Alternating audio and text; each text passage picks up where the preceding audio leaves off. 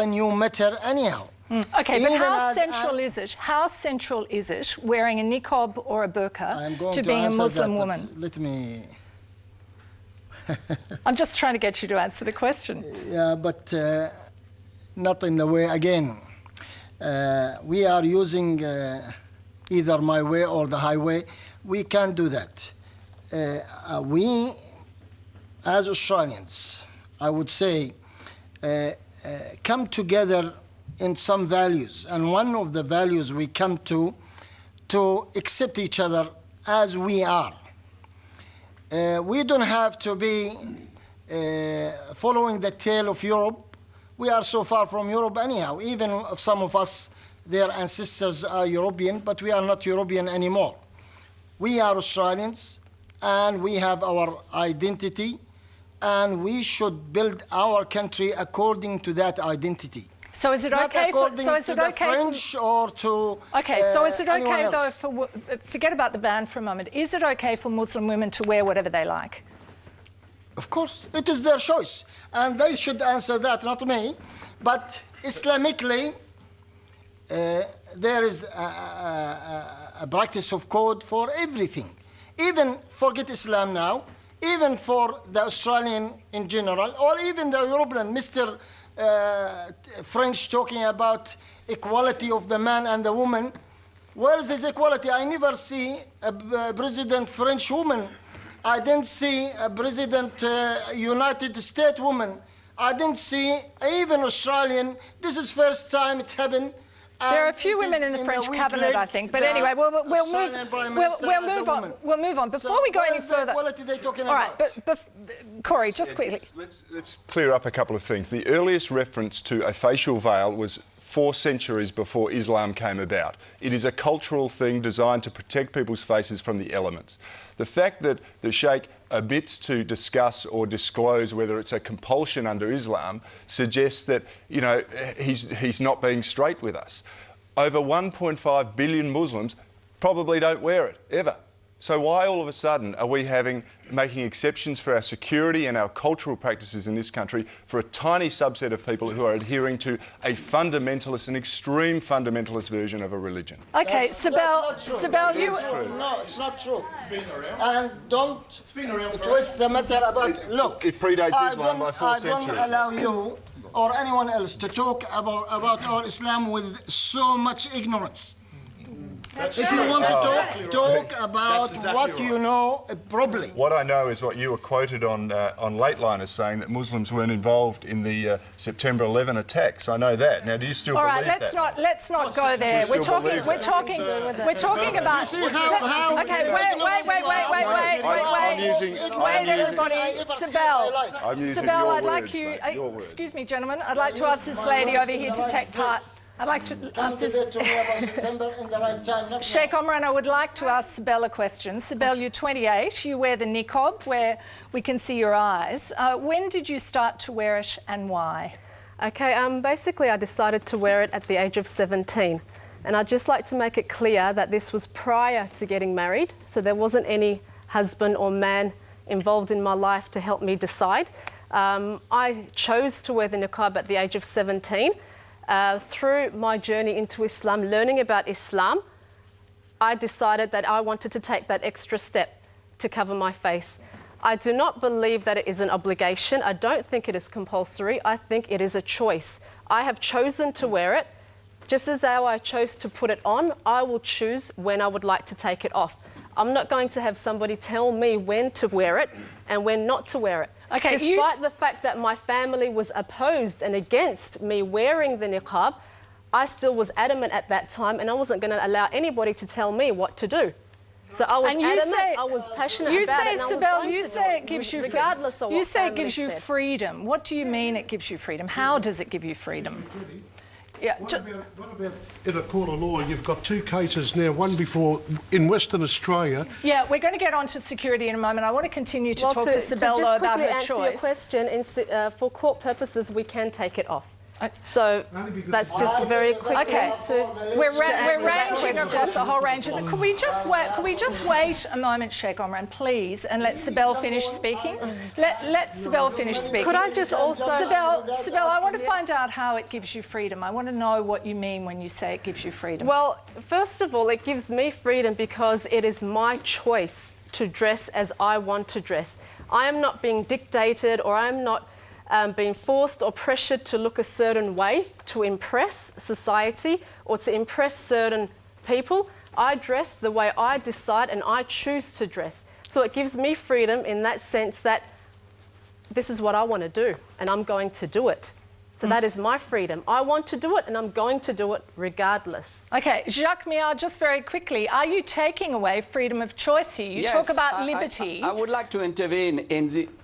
Yes, I would like to intervene in this question of free choice. We had a lot of Muslim women coming to the information mission saying to us that this is a false argument. Why? Because the family pressure, the brotherhood, the father, the husband, the social pressure in certain Muslim circles are very high, and those women are not free. It may be that one, let's say, out of 10 women will wear it, let's say, from their own choice. Then I will say something. How is it that this behavior is shocking us? Is the individual choice enough to, let's say, to permit such practice? If I want to go naked in the streets, I think I will be arrested and sent me back home. So there are certain common rules to abide in our country. That means you go free face, and this is our rule. So the question of free choice stops where the law begins. Okay, I know a lot of people want to take this up. We have to go to a commercial break. I'll come back to you, Amina. And coming up, we'll talk more about the issue the gentleman over here raised, the burqa and security. That's next. Tonight we're talking about France banning the burqa, and I'm interested in how some other Australians who aren't Muslim feel about the idea of a ban on the burqa. Colin, what do you think? Well, I think it really subjugates women totally and completely. Although I understand there's a couple of women here who, by choice, when they're older enough, 17, 18, 28, whatever it was, they chose to do that themselves. I completely understand it. That's a different thing. Or, of course, there are converts who choose to do that as well. But overall, you know there's girls at the age of 6 years of age, they're already having to put on the hijab. Definitely by the time they're 9 years of age, when they have their menses. Okay, so do you want a ban? I'm just trying to yes. get to the centre of this issue. You do? Yes. You want a ban here in Australia? Yes. All right. Janine, what about you? What do you think? I agree with Sibel. I think it's like a woman's choice what they do, and like it's a piece of clothing. If it's not offensive, why can't we wear it? Okay. Corey Bernardi, you've been calling for a ban in Australia quite strongly. Why? I believe it's a security issue, and also there's a cultural attachment to it. Firstly, we have already double standards operating in our society. If someone with a niqab or a burqa walks into a bank, they're not challenged. If they walk into a petrol station, they're not challenged. If people go in with a balaclava on, they are challenged, or a motorcycle helmet, they're challenged to reveal their identity. But, well, this is interesting because we spoke to the Bankers Association about this, and they say the reason people are challenged about a helmet is that if they are committing an offence of some kind, they're more difficult for the police to overpower.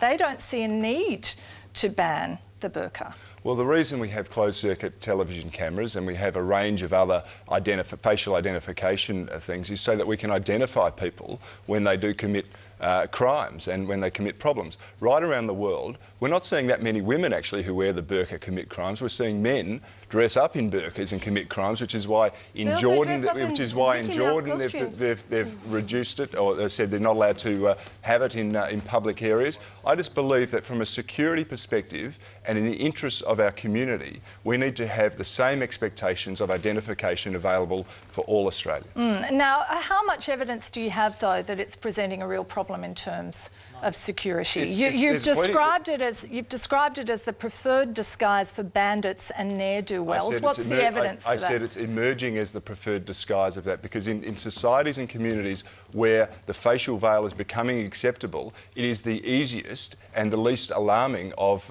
disguises for people to wear. You can go to the UK and you can look at a myriad of robberies, same in the United States. You can go, as I said, to Jordan, where there's one crime committed by someone wearing a burqa or a facial veil every 4 days. You can look in Tunisia, you can look in Italy, you can look in France and Belgium, and you can look in Quebec, where they've all said this is a problem, a security problem. Australia has this wonderful opportunity where we've only had a couple of instances. One, a robbery in Sydney, and one where a policeman had an alarming range of claims, false claims made against him because he asked a lady to remove her veil. All right. I want to pursue the security angle a little bit. Jacques Millard, was security a concern in France when you made this decision, or was the main thing behind the decision the other issues you've raised earlier? Security is one element, but this is not the most important, because of course there was a debate to say we ban it in the public services, for instance, because we need to check who is coming. But I think it goes deeper. The fundamental question which is at stake is, what kind of society do we want? Do we want to live in ghettos, that means in separate communities, or do we live as a citizens in a free country? And as a citizens in a free country, we need to have equal footing between men and women. I will accept, the veil when men are going to carry it, to have it. So this is not the case. This is a statute of woman which is at stake, because behind the veil you have also many others problem, like, do those ladies want to shake hands with men? Do they want to in separate swimming pool? Do they want to go to mixed schools? Do they want to eat next to somebody who is eating pork? This is the principles which are at stake. All right. What kind of society do we want? Okay, Tariq, what's your response to to say that? something about this? Because yeah. Yes, I'm keen to hear what you have to say. Yes. Yes, look, I think that once again, these are false arguments, because the reality is that the new generations of Muslims, second, third and onward generations, in France and elsewhere in the West, they are more visible because they are not living in ghettos. So the point is for us to abide by some principles. And the principles in Australia as well as in France are that there are laws that we are respecting, and all the Muslims, the great majority of the Muslims are abiding by the law. And now the burqa or the niqab or anything which is covering the face, once again, I think that from within the Islamic communities, we need to have a discussion about this and to go through a pedagogical trend to get a better understanding of Islam. I don't think it's a prescription, but I understand that some women, as we have on in your show, are saying, this is my choice. And I think that you have to respect this. This is the starting point. You abide by the law and you respect the free choice. And there is no one who can come in the secular state to tell the Muslims this is Islamic or not and this is cultural or not. This is for the Muslims to say it. So the one who is talking for the Muslims saying it's cultural, this is not of his business. It's something which is coming from within the community. Now we abide by the law, and then we try to get something which is, there is no imposition. You cannot impose onto someone the way he has or she has to dress or not to dress. And this is the starting point. The point here is that look at what Jacques Millard was saying. He starts with the headscarf, and then he go to the burqa, and then he speak about shaking hands, and then he speak about eating, and then he speak about anything which has to do with personal and private affairs. So in fact, from this, the problem that he has is the new presence of Muslims, and he's using the burqa to attack something else. So this is a pretext, and I think that this is very dangerous for pluralistic society and our future. Okay, can I have a quick response from you to that, Jacques? Very simple. First of all, it's true, the secular law is the one which is implemented in France. Secondly, if a priest is going to toll the bells at 4 o'clock in the morning, it will be forbidden to do it. If a Sikh doesn't want to have an No one helmet is when asking he's this. driving a motorcycle, No one is asking he will this. be forced to do it. So please, Tariq, don't What are you go, talking about? No one is on a asking false this. argument again. I'm sorry to say to you that this shocks the deep soul of all nations and Western nations in the world, and you cannot avoid it. This is not a question of personal choice. No, It's a especially question in of common France. This is standard, something. common These living are together. discussions that are mainly in France. Okay, I want to get back to the security question No, because that's because very Belgium much has been banning very much what's driving well. the debate And you here know that from there you, is a Corey debate in Bernardi, and I'm England. going to have to stop our guests over in Doha and France for a moment.